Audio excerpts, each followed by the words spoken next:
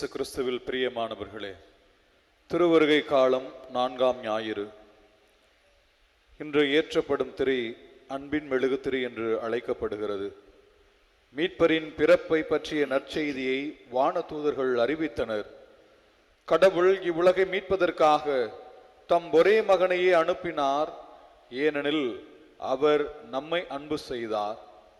தம் ஒரே மகன் மீது நம்பிக்கை கொள்ளும் எவரும் அழியாமல் நிலைவாழ்வு பெறும் பொருட்டு அந்த மகனையே அளிக்கும் அளவுக்கு கடவுள் உலகின் மேல் அன்பு கூர்ந்தார்.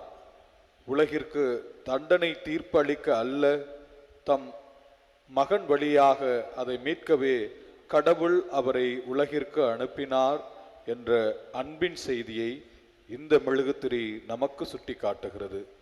பேராலயத்தினுடைய அதிபர் தந்தை பேரூர் திரு சி. இறுதிராஜ் அடிகளார் அவர்களை இந்த வாரத்திற்கான திரியை ஏற்ற அன்போடு அழைக்கிறார்.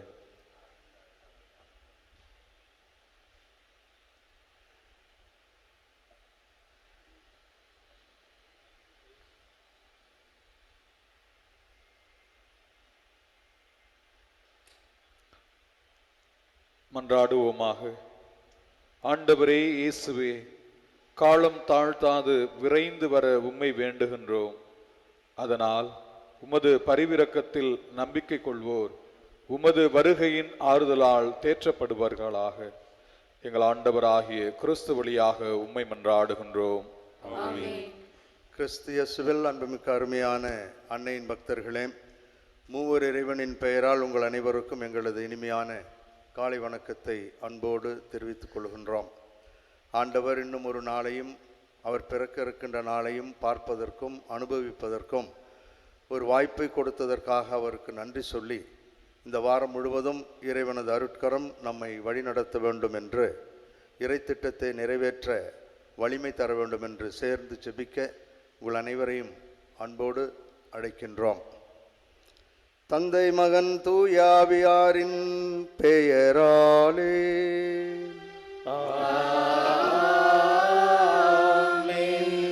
ஆண்டவர் உங்களோடு இருப்பாராக.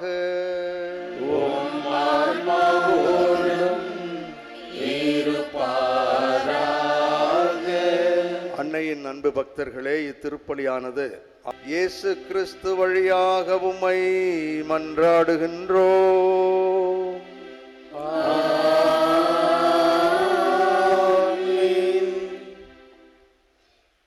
முதல் வாசகம் சாமுவேல் 2ஆம் நூலிலிருந்து வாசகம்.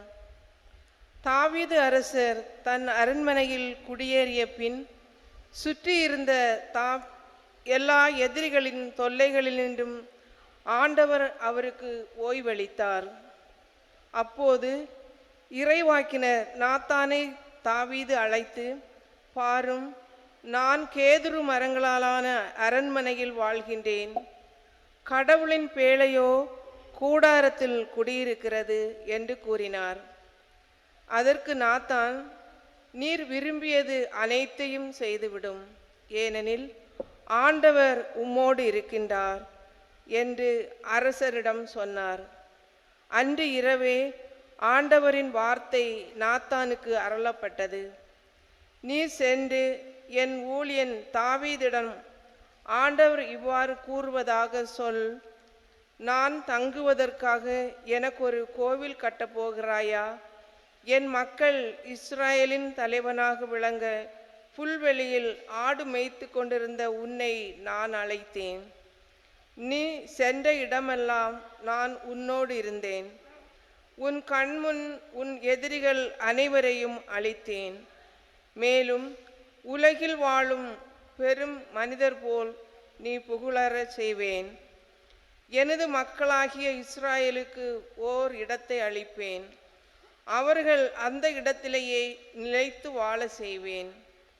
என் மக்களாகிய இஸ்ராயல் மீது நீதி தலைவர்களை ஏற்படுத்திய நாட்களாகிய தொடக்க காலத்தில் தீயவர்களால் அவர்கள் ஒடுக்கப்பட்டது போல இனியும் அவர்கள் அலக்களிக்கப்பட மாட்டார்கள்.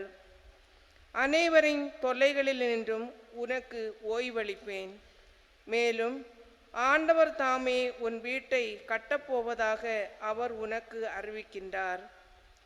உன் வாழ்நாட்கள் நிறைவு பெற்று நீ உன் மூதாதையரோடு துயில் கொள்ளும் போது உனக்கு பிறக்கும் உன் வழித்தோன்றலை உனக்கு பின் நான் உயர்த்தி அவரது அரசரை நிலைநாட்டுவேன். நான் அவனுக்கு தந்தையாக இருப்பேன், அவன் எனக்கு மகனாக இருப்பான். என் முன்பாக உனது குடும்பமும் உனது அரசும் என்றும் உறுதியாயிருக்கும். உனது அரியணை என்றுமே நிலைத்திருக்கும். ஆண்டவரின் அருள்வாக்கு. இறைவனுக்கு நன்றி. இரண்டாம் வாசகம். திருத்தூதர் பவுல் உரோமையருக்கு எழுதிய திருமுகத்திலிருந்து வாசகம். சகோதரர் சகோதரிகளே, இயேசு கிறிஸ்துவை பற்றி நான் மறைசாற்றும் நற்செய்திக்கு ஏற்ப வாழ கடவுள் உங்களை உறுதிப்படுத்த வல்லவர். ஊழி காலமாக மறைபொருளாக இருந்த இந்த நற்செய்தி இப்பொழுது வெளிப்படுத்தப்பட்டுள்ளது. இறைவாக்கினர் வாயிலாக இது நமக்கு தெளிவாகியுள்ளது என்றும், வாழும் கடவுளின் கட்டளைப்படி எல்லா மக்களினங்களுக்கும் அது தெரிய வந்துள்ளது. இதனால் அவர்கள் நற்செய்தியை கேட்டு நம்பிக்கை கொள்வர். ஞானமே உருவாகிய கடவுள் ஒருவருக்கே இயேசு கிறிஸ்துவின் வழியாய் என்றென்றும் ஆட்சி உரித்தாகுக. ஆமீன்.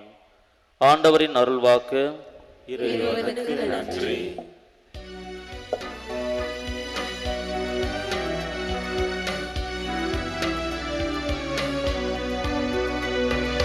அல்லேலூயா, அல்லேலூயா, அல்லேலூயா, அல்லேலூயா, அல்லேலூயா, அல்லேலூயா. விடிவின் மீனே, முடிவில்லா ஒளியின் சுடரே, நீதியின் கதிரவனே, இருளிலும் மரண நிழலிலும் அவதிப்படுவோரை சுடர் வீசி ஒளிர்விக்க வந்தருளும். அல்லேலூயா, அல்லேலூயா, அல்லேலூயா, அல்லேலூயா, அல்லேலூயா, அல்லேலூயா.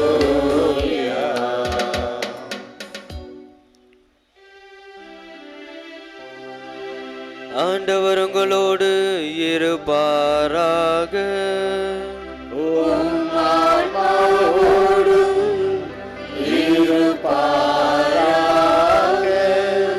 லூக்கா எழுதிய தூய நற்செய்தியிலிருந்து வாசகம்.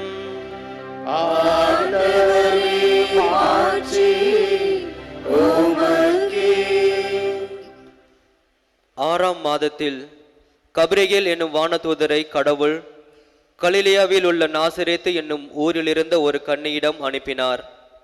அவர் தாவீது குடும்பத்தினராகிய யோசேப்பு என்னும் பெயருடைய ஒருவருக்கு மனம் ஒப்பந்தமானவர். அவர் பெயர் மரியா. வானதூதர் மரியாவுக்கு தோன்றி, அருள் நிறைந்தவரே வாழ்க, ஆண்டவர் உமோடு இருக்கிறார் என்றார்.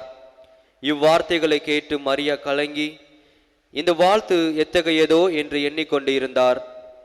வானதூதர் அவரை பார்த்து, மரியா, அஞ்ச வேண்டாம், கடவுளின் அருளை கண்டடைந்துள்ளீர். இதோ கருவுற்று ஒரு மகனை பெறுவீர், அவருக்கு இயேசு என்னும் பெயரிடுவீர். அவர் பெரியவராயிருப்பார், உன்னத கடவுளின் மகன் எனப்படுவார். அவருடைய தந்தை தாவீதின் அரியணையை ஆண்டவராகிய கடவுள் அவருக்கு அளிப்பார். அவர் யாக்கோப்பின் குடும்பத்தின் மீது என்றென்றும் ஆட்சி செலுத்துவார். அவருடைய ஆட்சிக்கு முடிவே இராது என்றார். அதற்கு மரியா வானதூதரிடம், இது எப்படி நிகழும்? நான் கன்னி ஆயிற்றே என்றார். வானதூதர் அவரிடம், தூய ஆவி உம்மீது வரும், உன்னத கடவுளின் வல்லமை உம்மேல் நிழலிடும். ஆதலால் உம்மிடம் பிறக்கப் போகும் குழந்தை தூயது, அக்குழந்தை இறைமகன் எனப்படும். உறவினராகிய எலிசபெத்தும் தம் முதிர்ந்த வயதில் ஒரு மகனை கருத்தரித்திருக்கிறார். கருவுற இயலாதவர் என்று சொல்லப்பட்ட அவருக்கு இது 6ஆம் மாதம், ஏனெனில் கடவுளால் இயலாதது ஒன்றுமில்லை என்றார். பின்னர் மரியா, நான் ஆண்டவரின் அடிமை, உம் சொற்படியே எனக்கு நிகழட்டும் என்றார். அப்பொழுது வானதூதர் அவரை விட்டு அகன்றார். ஆண்டவரின் அருள்வாக்கு.